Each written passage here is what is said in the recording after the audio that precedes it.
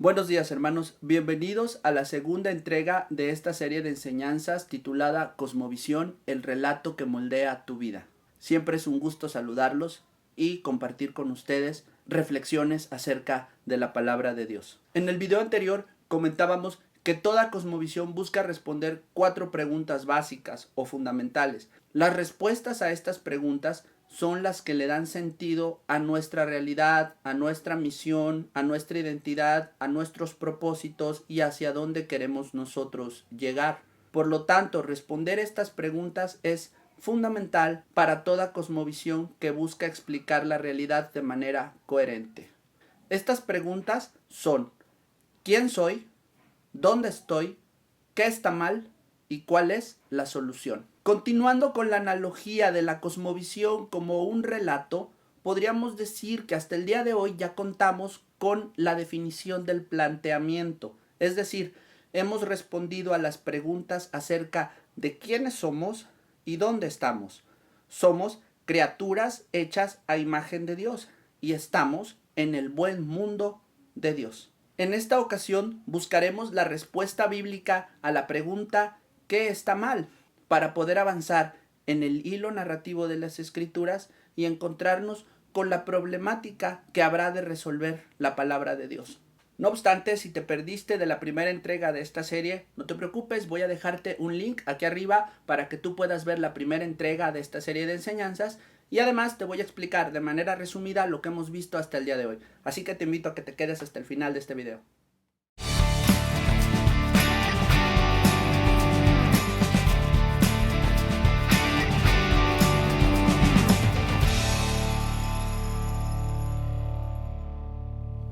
Cuando nosotros tenemos nuestro primer acercamiento a las Escrituras, podríamos caer en la tentación de pensar que nos hablan acerca de la historia de la humanidad.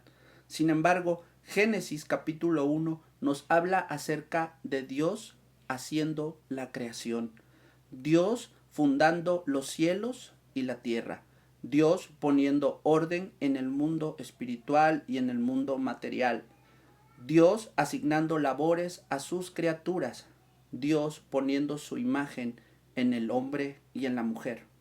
Por lo tanto, el relato bíblico siempre va a tener como protagonista a Dios, nunca al hombre.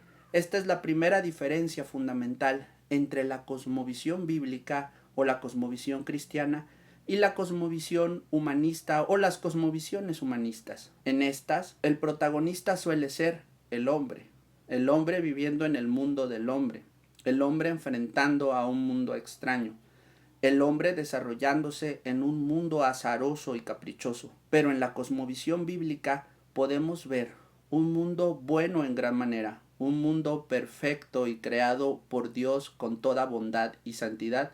Hasta este momento del relato bíblico todo podría parecer maravilloso, puesto que toda la creación existe en armonía. Sin embargo, comenzando el capítulo 3 de Génesis, podemos ver un momento crucial, un momento que cambia el rumbo de la historia bíblica.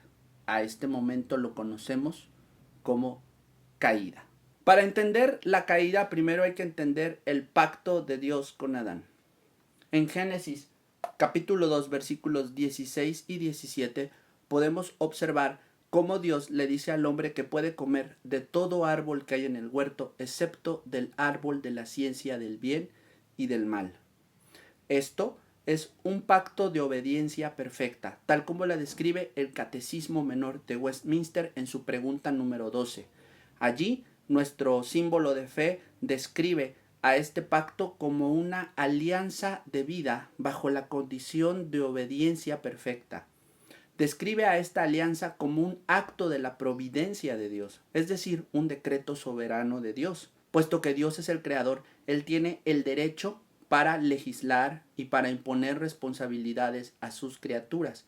Por lo tanto, Dios prohíbe a Adán comer solamente del árbol de la ciencia del bien y del mal, imponiendo la sanción de muerte si acaso este mandamiento es transgredido. También es importante entender que cuando hablamos de caída, estamos hablando de un cambio de dirección. Hemos explorado ya en Génesis capítulo 1 versículo 31 que todo lo que Dios creó lo hizo bueno en gran manera, de forma que toda la creación de Dios lleva una dirección de santidad y de bondad. Esto incluye al hombre, por supuesto, puesto que el hombre fue creado a imagen de Dios. Bueno, según la imagen de Dios, en ciencia, justicia y santidad, y además con dominio sobre todas las criaturas. ¿Cuál fue entonces el agente o el problema que hizo que esta buena creación cambiara de dirección? En Génesis capítulo 3, allí se introduce a un nuevo personaje. La serpiente era astuta más que todos los animales, y entonces se acercó a Eva y le dijo: con que Dios ha dicho que no pueden comer de todo árbol del huerto. Aquí tenemos el primer cambio significativo de dirección. La declaración de Dios era: de todo árbol del huerto puedes comer, excepto de uno. La serpiente tuerce las buenas palabras de Dios y las desvía en otro sentido.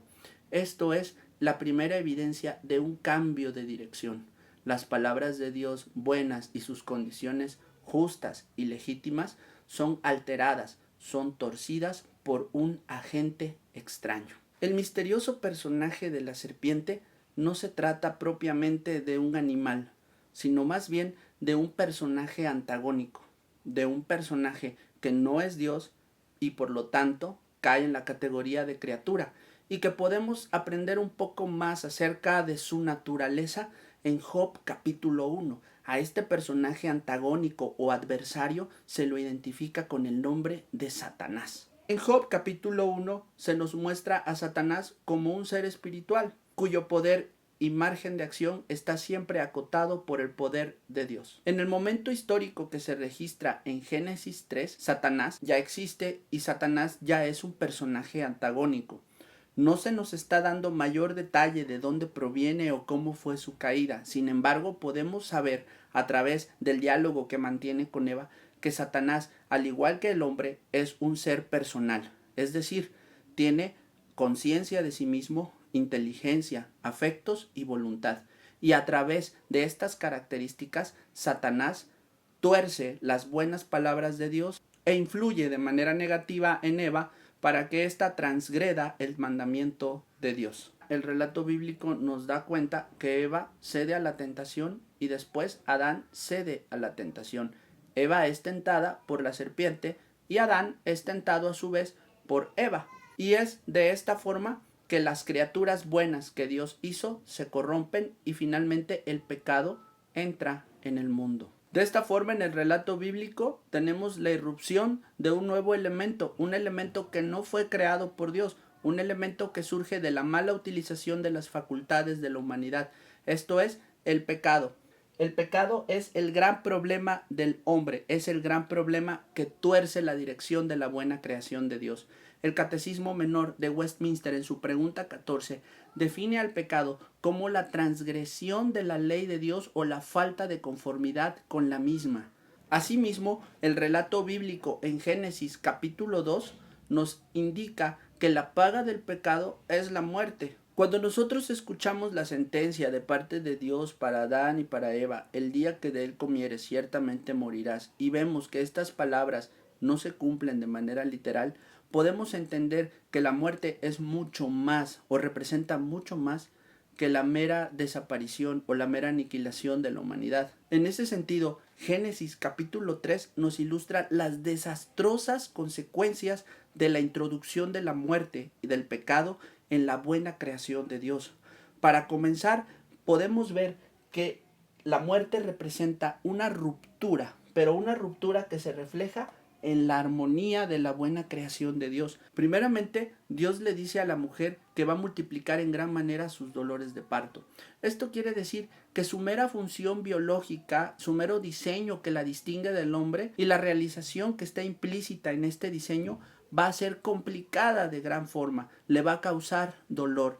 Aquello que antes estaba diseñado para ser algo natural y motivo de gozo, ahora iba a incluir un elemento de dolor. Igualmente, la relación con su esposo, con el sexo opuesto, iba a desvirtuarse a causa de su pecado. ¿Recuerdas cuando dijimos que Adán reconoció en Eva a una criatura con su misma dignidad al decir: esto es realmente hueso de mis huesos y carne de mi carne, y será llamada varona porque del varón fue tomada?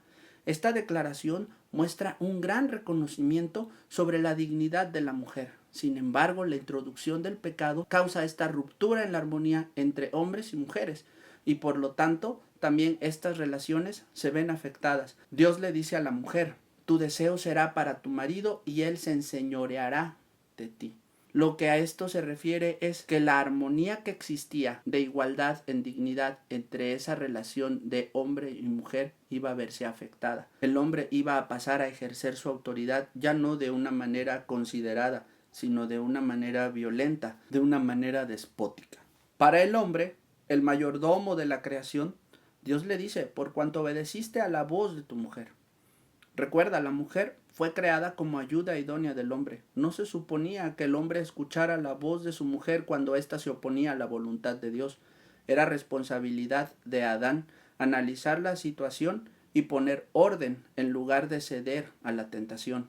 Sin embargo, Adán lo hizo. Y al fallar, al ejercer su mayordomía sobre la creación, Dios le impone una severa sanción. La tierra, sobre la que antes tenía pleno dominio, ahora iba a entregarle su fruto con mucho esfuerzo y sudor. El trabajo que antes podría haber sido motivo de satisfacción y alegría, ahora traería pena y mucho cansancio. La tierra que antes se podría abrir para entregar su fruto de manera generosa, ahora le iba a producir espinas y cardos. Como puedes observar, la dirección de la buena creación de Dios fue alterada por el pecado. Pero el pecado y la muerte también representan una separación de tipo espiritual. Porque si Dios es espíritu, entonces el hombre y Dios rompen su relación a partir del momento en que el hombre transgrede la buena palabra de Dios. ¿Y qué es lo que pasa? Bueno, las consecuencias también las podemos ver en el relato bíblico. Dios expulsa al hombre del huerto y pone una espada en la entrada para evitar que el hombre intente regresar. Finalmente, el pecado y la muerte también suponen una ruptura en las relaciones entre no solamente Adán, Eva y Dios, sino entre toda su descendencia. Puesto que Adán y Eva fueron los padres de toda la humanidad después de la caída ya nace en la condición caída. No nacimos en el huerto del Edén, no nacimos en comunión con Dios, es decir, todos los que nacimos después de Adán y Eva, nacimos en separación, nacimos en muerte, nacimos en pecado. El Catecismo Menor de Westminster, en su pregunta 16, nos dice que el pacto de vida que se hizo con Adán se hizo para él y para toda su posteridad. Recuerda que este pacto se hizo antes de la caída. Las consecuencias de este pacto afectaban a la descendencia de Adán y Eva, sea que hubieran nacido en el huerto del Edén o fuera de él. Al descender todos según la generación ordinaria de Adán y Eva, nacemos en las condiciones en las cuales nuestros padres se encontraban al momento de nuestro nacimiento. Por lo tanto, todas las personas nacemos en condición de caída. El pecado es un elemento extraño que tiene la capacidad de corromper a la persona completa.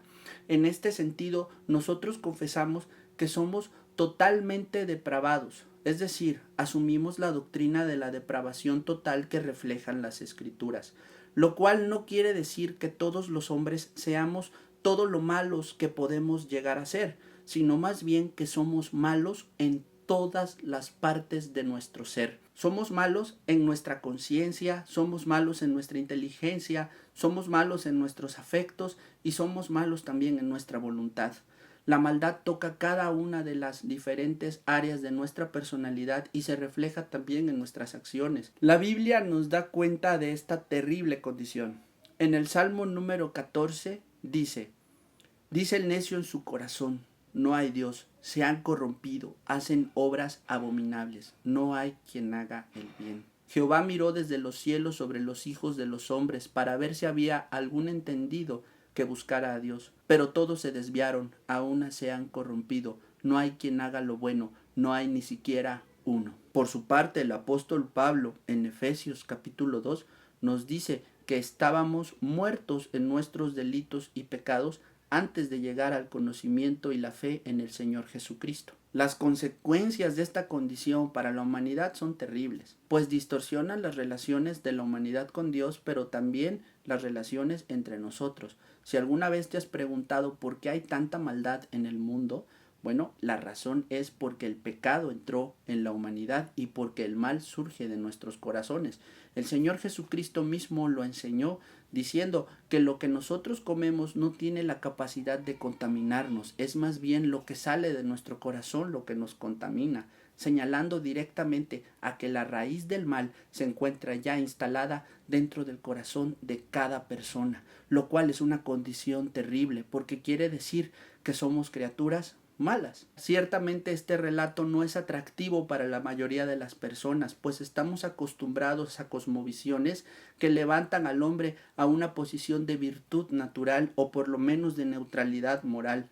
Muchas cosmovisiones se niegan a entender que la maldad proviene del hombre y más bien buscan situarla en otras cosas, fuera del hombre, señalando de esta manera a la buena creación de Dios como la que es intrínsecamente mala y no nosotros. Sin embargo, el relato bíblico pone las cosas en su lugar y nos dice que nada de lo creado es malo en sí mismo. Esto lo podemos ver también en la primera carta a los Corintios del apóstol Pablo, sino que todo es creado por Dios para nuestro beneficio. Pero debemos entender que si existe algo como la maldad, esta se origina en nuestros corazones y se refleja en nuestras acciones. Por lo tanto, la solución no debe ser externa, sino interna. Esto sería trágico si el relato bíblico no nos ofreciera una solución a este problema de la caída. Sin embargo, lo hace, pero eso es tema de un próximo video. Mientras tanto, yo te invito a que sigas esta serie, a que la compartas con tus amigos en tus redes sociales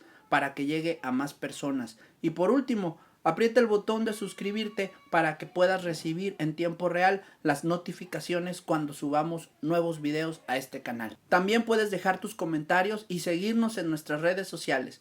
Que el Señor te bendiga.